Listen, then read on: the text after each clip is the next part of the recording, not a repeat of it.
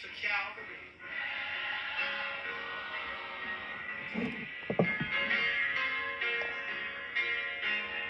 Let's not forget how you prayed on Gethsemane in the garden.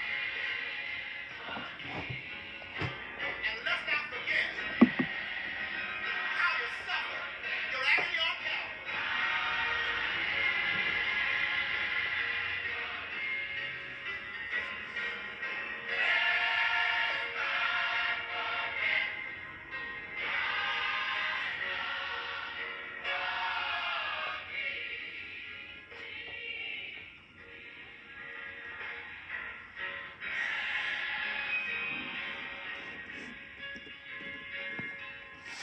Well, good morning.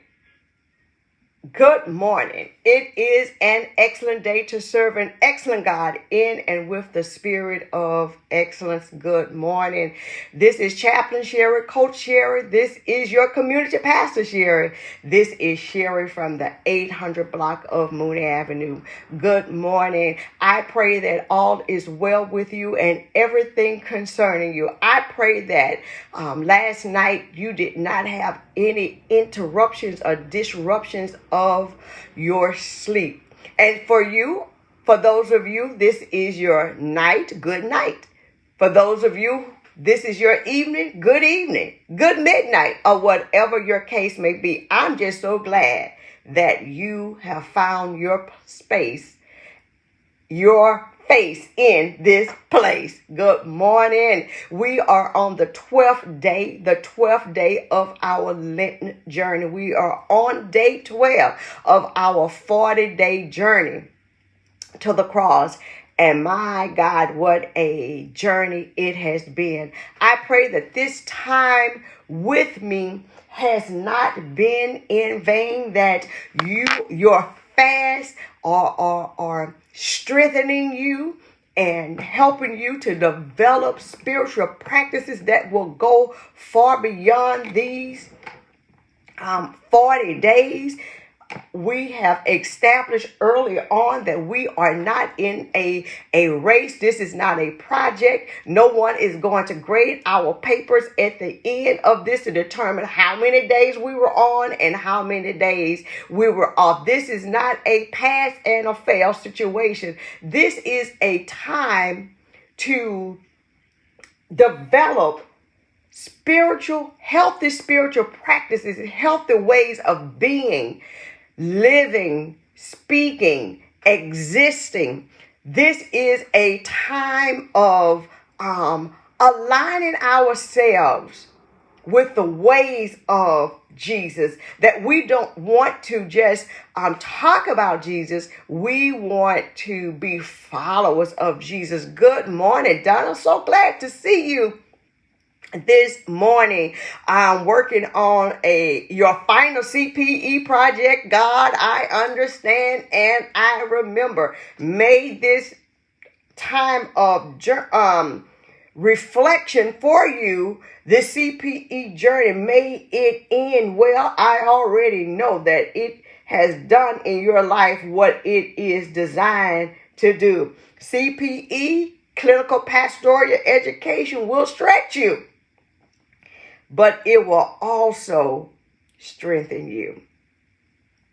So on this 12th day of Lent, we are fasting from isolation. We are fasting from isolation. We are decreasing in this idea that we need to be alone, or it is better to be alone. And we are increasing in our desire to be in community. Our desire to be in community. Good morning, Joyce. So glad that you are here this morning. My prayer is that all is well with you and everything concerning you. Thank you for what you did on yesterday.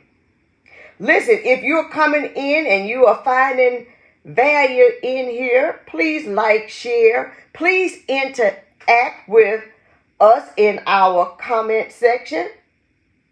This is truly a community that we have established here in this platform in our 40-day journey to the cross. Listen, that's what the fast is today. We are fasting from isolation. We are fasting from isolation, and we are picking up the desire to be in community. I know that people have probably hurt you. I know that you have been disappointed in community or friendships or relationships. And perhaps you have decided to pull back and say, listen, I don't need anybody. I'm just going to be by myself. I'm not going to deal with anybody. I have had bad experiences, and it's just best for me to be by myself. Well, can Chaplain Sherry say something to you today? Can I just tell you today that you were created to be in community? That we were not created to be alone. We were not created to be in isolation. Pastor Sherry, how do you say that? Where is it biblically? Well, if you go back to Genesis, if you go back to the beginning, God said that it's not good for humans. It's not good for humans to be alone. Now, I know that we have said that it is not good for man to be alone, and God created Eve, to be for Adam, right? But when you look at the to be Adam's helpmate, and listen, we have gotten all of that just totally out of whack, which means that everything goes downhill after that. But what we are saying, what God is telling us, that it is not good for humans to be alone. Go back and read the creation stories. That when God created all things, God saw that it had a companion piece. Right? But for humans, when God created the first human, God saw that it was not good for humans to be alone. So God created a companion human to be in community, to be in communion with each other. And so we just have an innate, whether you isolate and you've chosen to isolate, there is an innate longing, and it is really a spiritual need to be seen, to belong, to have meaning, value, and purpose, to feel as though your existence makes a difference in this world. Good morning, LaTanya. So glad to see you this morning. Now listen, y'all, if this is your first time stumbling on this episode, please understand, although you may see me applying makeup, this has nothing to do with makeup. I'm not offering tools, tips, or techniques. I'm just doing what I'm doing while I'm doing it. And some days are better than others, but guess what? When I get out of the door, I have declared that it's good enough for me. And so, in one of the things that I have in my work as a chaplain, one of the biggest problems that lead to all kinds of things. Other problems is isolation. It's isolation. It's people being alone. It is people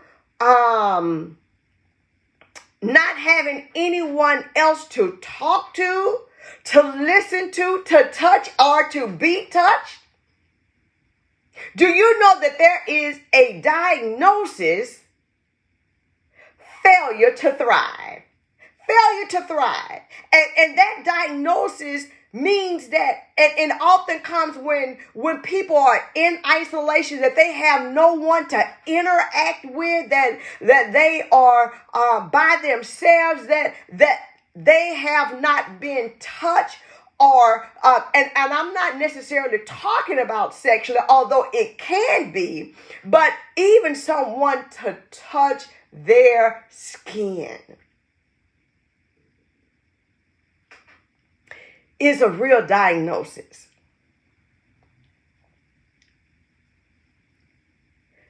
Whether you have isolated by choice or not, it is not God's intention for our lives. It is not our intention for our lives. And perhaps you have heard me say it before. But one of the things, the positives that came out of the pandemic is my understanding of the power of community and my need for community. During the pandemic, I gained a wealth of friends, some who I've not personally met. For example, like Reverend Donna Otis in Chicago. We have not physically laid eyes on each other, but through the pandemic and through community in various groups or communities, we have developed a friendship. And so when we do meet, it's going to be on and popping.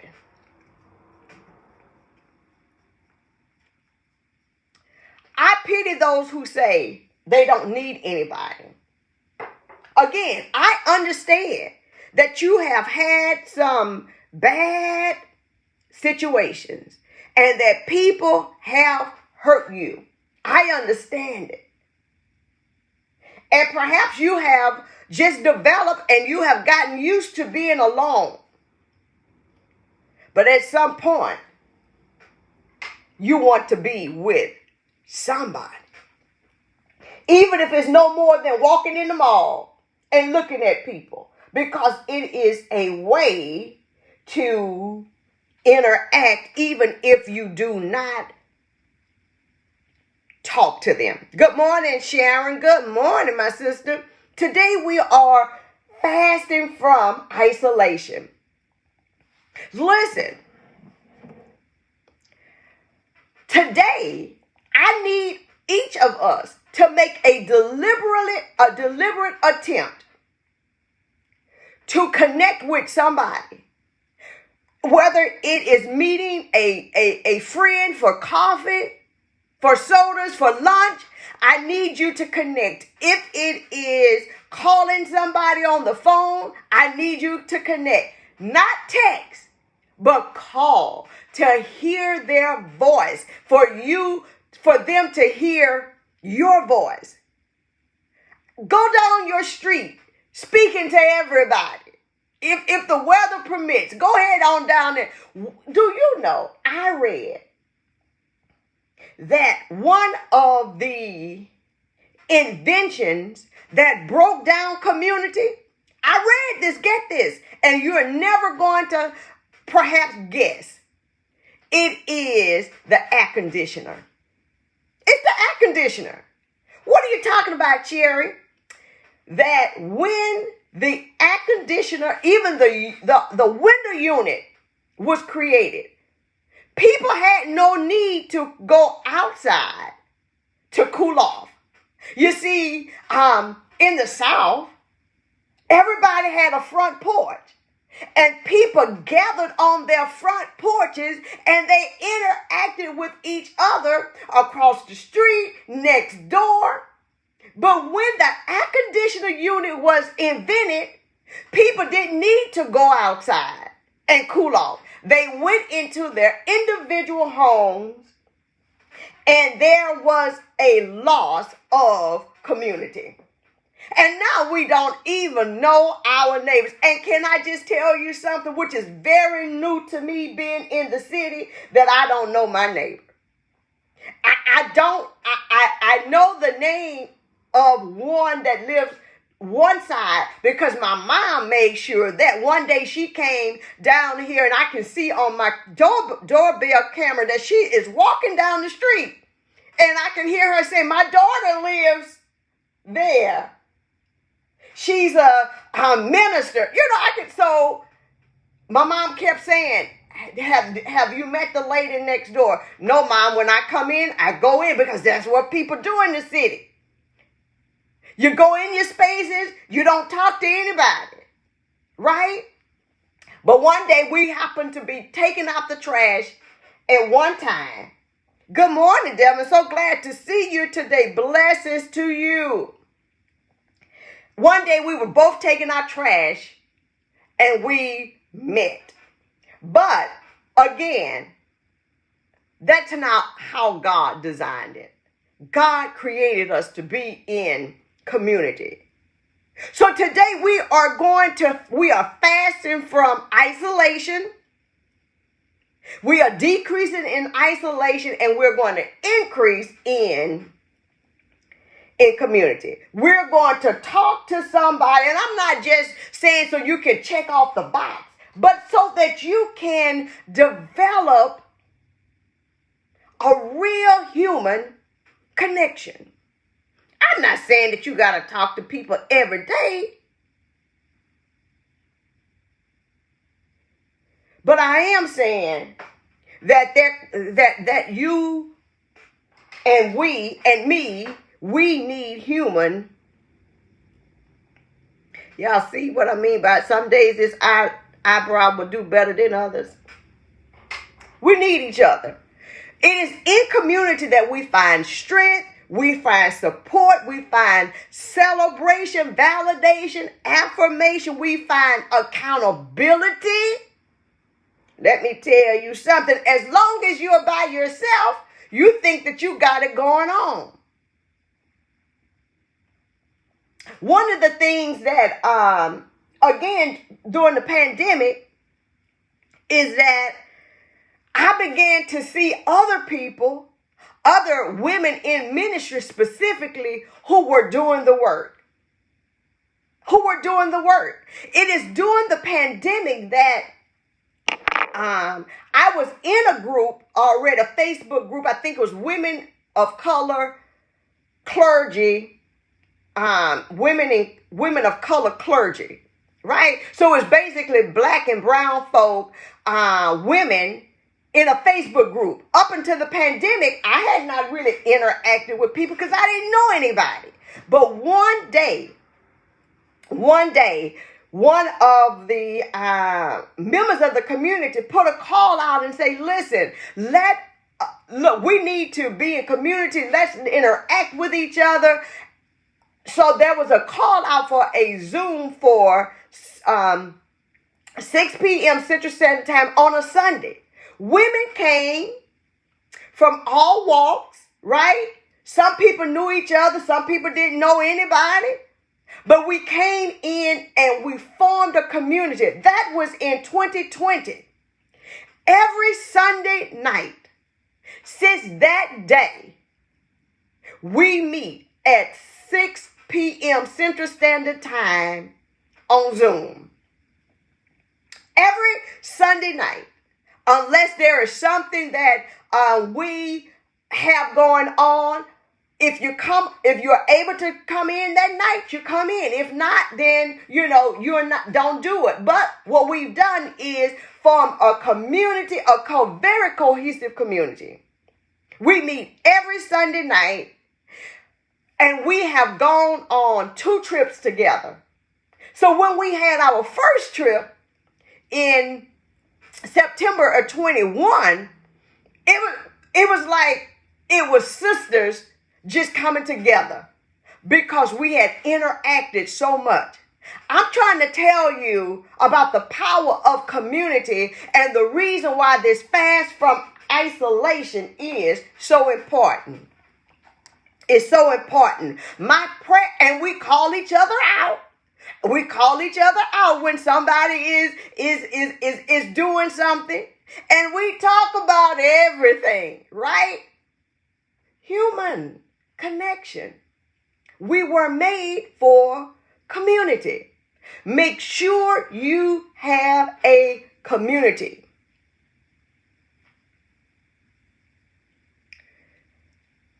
Someone who can call you out, and somebody who can celebrate you also.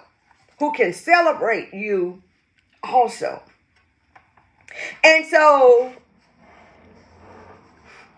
as long as you are by yourself, right, you think that you're the only one who's going through a certain thing. In this community I talk about on Sunday nights, there are people who are older, younger, married, single, LGBTQIA+. It is everybody. But when we come together, we are women who share a common bond.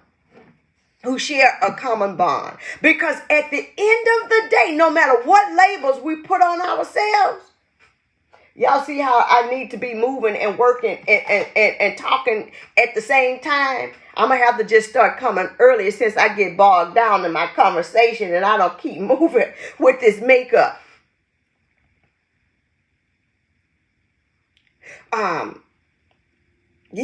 Make sure that you have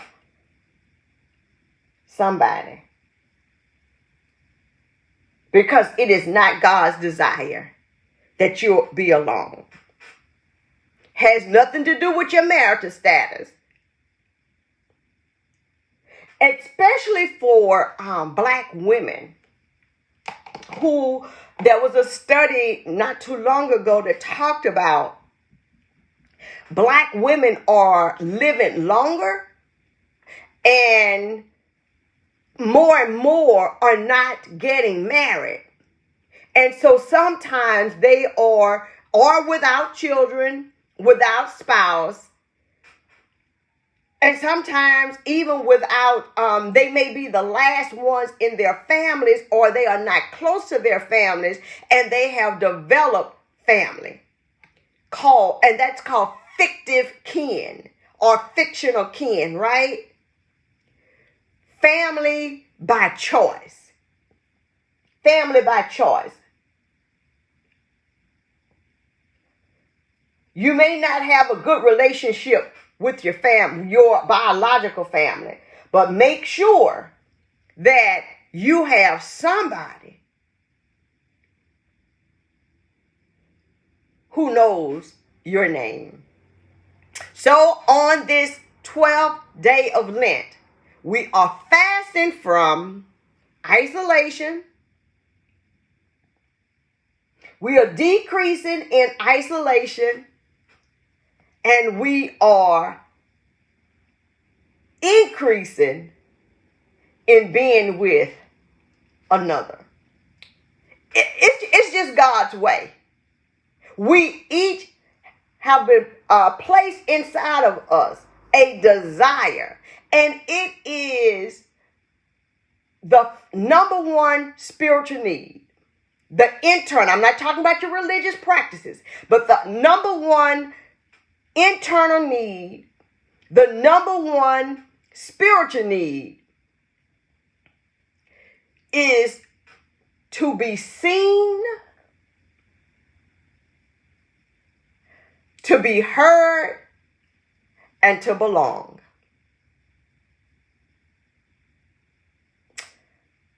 My prayer for you today is that you find community. You make it a point to connect, because there is power in community. Y'all be blessed, and may all be well with your day.